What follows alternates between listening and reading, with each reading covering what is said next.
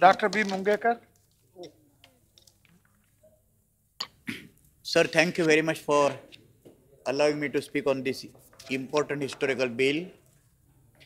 I shall begin by congratulating the UPA government for bringing the bill and also the all opposition parties, those who are supporting. But having said this, since beginning, the UPA government was committed to make the social governance, I am not using the word political governance, because political governance is one part of the social governance. It was the commitment of the UPA government to make the social governance of this country more and more transparent.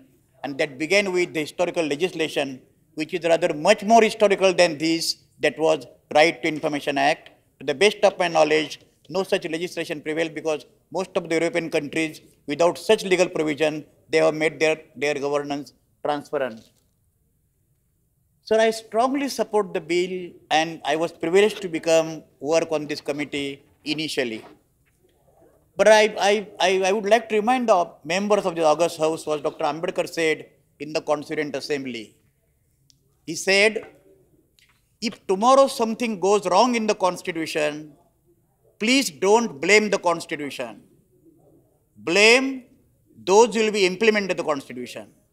We have taken so many years to translate Ambedkar's warning in this kind of legal document.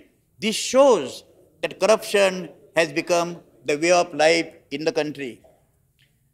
Having said this, once before the whole issue began, hot potato, I had suggested in one of my speeches, we are discussing in this country the issue of corruption without mentioning the sources of corruption. In this country, sir, unless you pinpoint the sources, people say, even the most corrupt person feels himself that he is not corrupt. That's why you have to nominate, you have to identify, you have to pinpoint.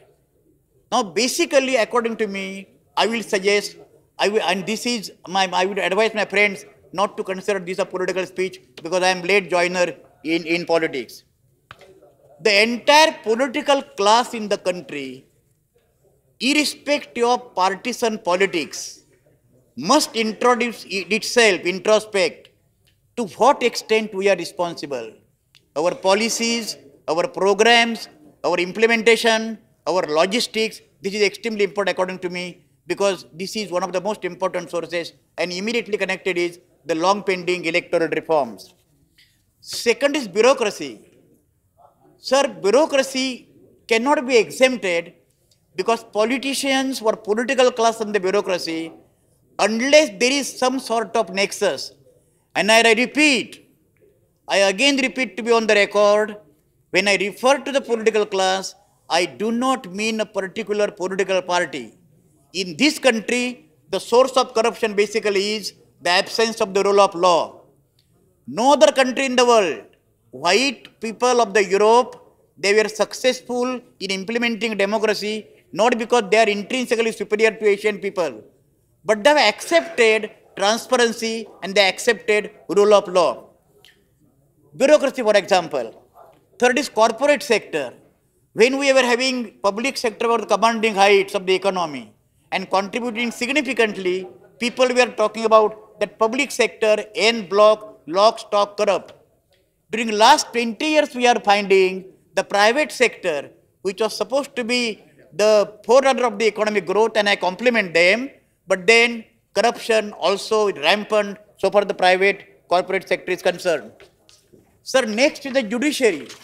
I don't want to give historical anecdotes of this, but I remember distinctly one honorable judge of the Supreme Court, while commenting about the corruption in the judiciary, happened to make the statement that 50% judges of a particular high court, I don't mention, they are corrupt.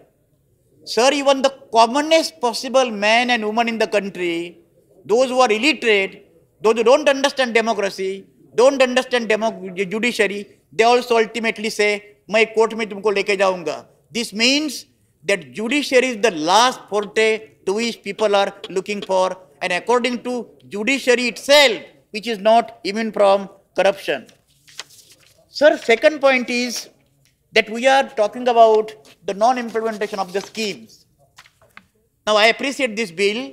I fully support, but I remember my professor, I would mention with great sense of gratification, Professor M.L. Danpala, who taught me economics, and I mentioned this in this August House. This country never suffered, Honorable Law Minister is here, this country never suffered because of the scarcity or the feminism of laws and acts. This country suffered because of non-implementation. Today there are 11 acts checking the corruption, and there are no proportionate rules have been made. That's what the question is. Let us take the public distribution system. Nearly 96,000 crores of rupees we are spending on public distribution system for the common persons of the country. And straightway, without going into logistics, 50% of the money spent on PDS goes waste because of leakages, diversions, etc. Now, leakages, diversions, these are the sophisticated work and vocabulary for the corruption. Directly from FCI, the wheat and rice jute bags, they are growing into private black market rather than reaching into the private fair price shops. And nearly, according to me, I am open for correction from any of the honorable members here, that nearly 25% of the fair price shops are given to the relatives of the politicians in the country across the political party. That's why today the benefits of these schemes, I was privileged to be the member of the 11th 5-year plan. Between 2004-5 and now, the programs that the UPA government has initiated, they have not taken place during the earlier 50 years. So many programs, but the benefits of these programs are not getting to the appropriate people, desired people, targeted people, only because of the corruption and leakages and divergence. So last 2 points. Sir, Honorable LOP is not here, the man of jurisprudence. But I think Sitaram Yechuriji is here.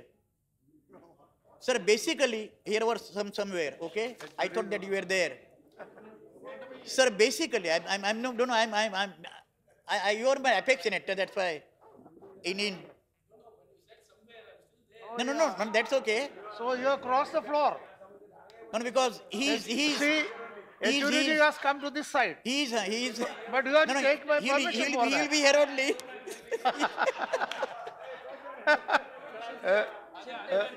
No, I will. Sometimes he'll be here also. For changing Sir, the party, you have to intimate the chairman also.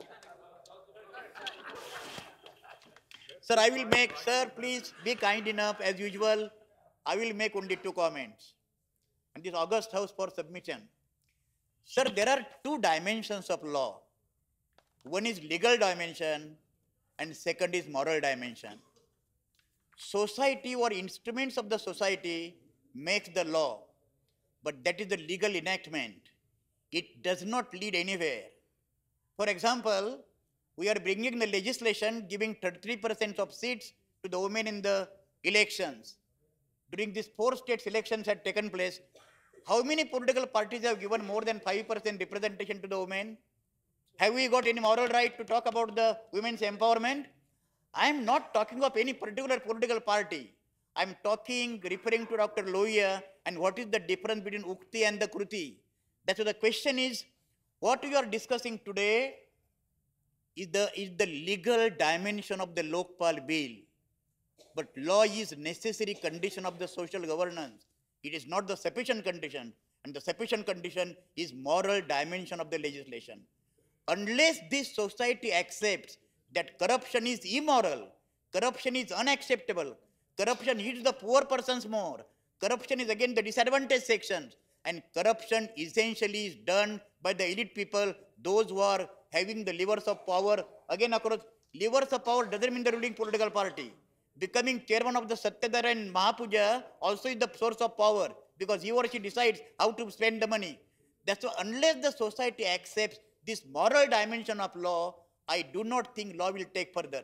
The last point, since beginning, and I should be on the record despite the fact that I belong to the ruling benches, I am particularly not comfortable to include the incumbent Prime Minister under the Lokpal. So let me submit for your kind consideration, Deputy Consul General of India, okay? She is my close friend's daughter. She has been arrested under whatever pretext, and then the country has taken hue and cry. One Nirbhaya case, they make the country and hue and cry. If we include incumbent Prime Minister, and the moment it is published that incumbent Prime Minister has been summoned to appear before the committee, whichever committee, not Joint Secretary or State Secretary, what moral Prime Minister will be having? That's why I keep on record, okay, my opinion. I am fully supporting this, but including incumbent Prime Minister will be totally demolishing the moral authority of the Prime Minister. With this, I strongly support the bill and thank you very much for your generosity. Thank you very much.